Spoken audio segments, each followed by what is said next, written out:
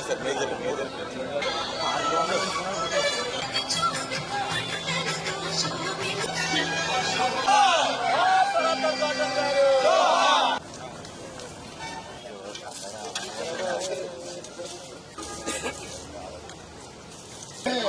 మోక్షగుండ విశ్వేశ్వరయ్య గారు మనం ఈ రోజున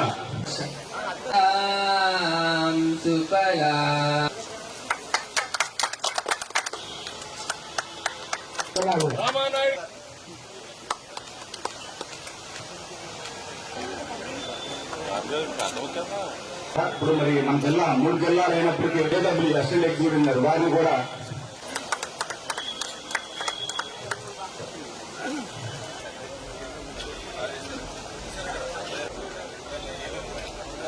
ఓకే సార్ వెళ్ళిపోతాను అంతే.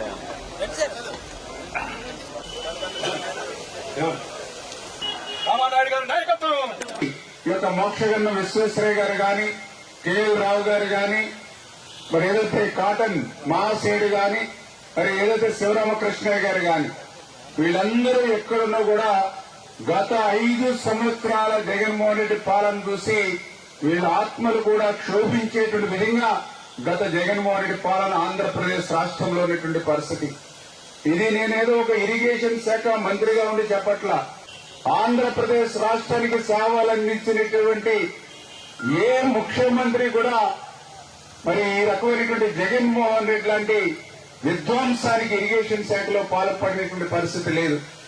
ఆఖరికి జగన్మోహన్ రెడ్డి తండ్రి సైతం ఎంతో కొంత ఇరిగేషన్ శాఖకి పనిచేయడానికి ప్రయత్నం చేశాడు కానీ ఈ ఏదైతే మొన్న చూశారు ఇప్పుడు బుడమేరు, నిజంగా బుడమేరుకి వరదలకి కారకుడు జగన్మోహన్ రెడ్డి. అంటే నేనేదో ఈ రోజు ఆయన ప్రతిపక్షంలో ఉన్నాడు కాబట్టి ఆయన మీదకి నెట్టాలనేటువంటి మాట నేను చెప్పట్లా. ఏదైతే గత 5 సంవత్సరాల్లో బుడమేరుకి ఆయన పాలనలో చేసినటువంటి దుర్మార్గం గురించి నేను మాట్లాడుతూ ఉన్నా. 2014, 2019లో ఆ రోజు 440 కోట్ల రూపాయలు బుడమేరు ఆధునీకరణ కోసం ఆ రోజు తెలుగుదేశం ప్రభుత్వం నిధులు ఇచ్చి టెండర్లు పిలిచి 3 ఏజెన్సీలు ఇచ్చి 80% వర్క్ చేస్తే తర్వాత వచ్చినటువంటి జగన్మోహన్ రెడ్డి 5 సంవత్సరాల్లో ₹10 పని చేయాలా, ఒక అరబస్తా సిమెంట్ పని చేయాలా, ఒక తట్ట మట్టి బుడమేరులో పని చేయనటువంటి పరిస్థితి. ఈ 5 సంవత్సరాల పాలనలో మరి ఆ బిల్లుల బ్యాలెన్స్ పనులు పూర్తి చేస్తుంటే ఆ 37,500 కెపాసిటీకి ఆ బుడమేరు డైవర్షన్ ఛానల్ పూర్తయి ఉంటే ఈ రోజు ఆ బుడమేరుకి గండ్లు పడి ఉండేవి కాదు. బుడమేరుకి ఆ 3 గంటలు పడకపోతే సింగనగర్కి కానీ విజయవాడకి కానీ ఒక్క అడుగు నీరు కూడా వచ్చి ఉండేది కాదు. మీ 5 సంవత్సరాల పాలనలో ఏలేరు రిజర్వాయర్ పనులన్నీ కూడా అటకెక్కాయి. గత తెలుగుదేశం ప్రభుత్వంలో జరిగిన పనులు కూడా మీరు కొనసాగించలేదని అంటే ఆయన చెప్పినటువంటి సమాధానం చాలా విచిత్రంగా ఉంది. ఏదైతే వర్షాలు ఎక్కువగా పడ్డాయి, రిజర్వాయర్లో నీళ్లున్నాయి, కాలువలో నీళ్లున్నాయి, నీళ్లుండగా వర్షాలుండగా ఏం పనులు చేస్తామలేమని చెప్పి 5 సంవత్సరాల్లో నేను పనులు చేయలేదని మరి ఆ జగన్మోహన్ రెడ్డి చెప్పాడని అంటే ఇటువంటి వ్యక్తి 5 సంవత్సరాలు ముఖ్యమంత్రిగా ఎట్లా ఎన్నిక చేసుకున్నారో మాకు కూడా అర్థం కానిటువంటి పరిస్థితి. అంటే వర్షాకాలంలో వర్షాలు వస్తాయి, కాలువలన్న తర్వాత డ్రైన్లు అన్న తర్వాత సీజన్ లో నీరు వస్తుంది, అంత మాత్రం చేత వర్షాలు పడుతూ ఉన్నాయి, నీళ్లు వస్తూ ఉన్నాయి కాబట్టి మేము 5 సంవత్సరాలు ఎట్లా పనులు చేస్తామని కనీస పని చేసేటువంటి ఇంగిత జ్ఞానం లేనిటువంటి వ్యక్తి ఈ రాష్ట్రానికి 5 సంవత్సరాలు ముఖ్యమంత్రిగా ఉన్నాడనంటే ఈ ఆంధ్రప్రదేశ్ రాష్ట్ర ప్రజల దౌర్భాగ్యంగానే ఈరోజు మనందరం కూడా గుర్తుపెట్టుకోవాల్సినటువంటి అవసరం ఉంది. అదృష్టవశాత్తు జరిగినటువంటి తప్పును తెలుసుకుని మొన్న జరిగిన ఎన్నికల్లో ఒక ప్రజా ప్రభుత్వాన్ని ఎన్నిక చేశారు కాబట్టి ఈవేళ అహోరాత్రులు, ఎందుకంటే మీరందరూ చూశారు, నేను కూడా చూశాను, 24 గంటల సమయంలో 2 గంటలు కూడా పడుకోవాలి ఈ రాష్ట్ర ముఖ్యమంత్రి చంద్రబాబు నాయుడు గారు. ఇంత లోతు నీళ్లలో తిరిగాడు. ప్రతి రోజు కూడా వరద బాధిత ప్రాంతాలకు తిరిగారు.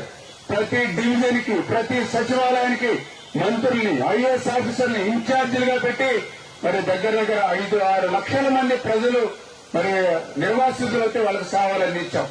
మనం కూడా గోదావరి ఉంది, ఒంగోలు, ఇలా జిల్లాల నుంచి ఫుడ్ ప్యాకెట్లు తెప్పించి ఒక్కొక్క రోజు పొద్దుట 10 లక్షల వాటర్ బాటిల్స్, ఈవినింగ్ 10 లక్షల వాటర్ బాటిల్స్, మిల్క్ ప్యాకెట్లు ఎట్లా ఇవన్నీ లక్షల మీద అయినా సరే ఈవేళ ఒక ప్రజా ప్రభుత్వం ఉంది కాబట్టి ఒక చంద్రబాబు నాయుడు గారు ఒక పవన్ కళ్యాణ్ గారు ఇక్కడ ఉన్నారు కాబట్టి ఈ రోజు వారం రోజుల్లోనే అన్ని లక్షల ఫుడ్ ప్యాకెట్లైనా వాటర్ బాటిల్స్ అయినా వాళ్ళకి కావాల్సిన అవసరాలైనా తీర్చి మళ్లీ గండ్లు పూడ్చి యథాస్థానానికి ఈ రోజు మళ్లీ తీసుకురాగలిగామని అంటే ఇది ఎన్డీఏ ప్రభుత్వం ప్రజా ప్రభుత్వం ప్రజల కోసం పనిచేసేటువంటి ప్రభుత్వం కాబట్టి ఈ రకంగా మళ్లీ పూర్వపు స్థితికి తీసుకురాగలిగాం.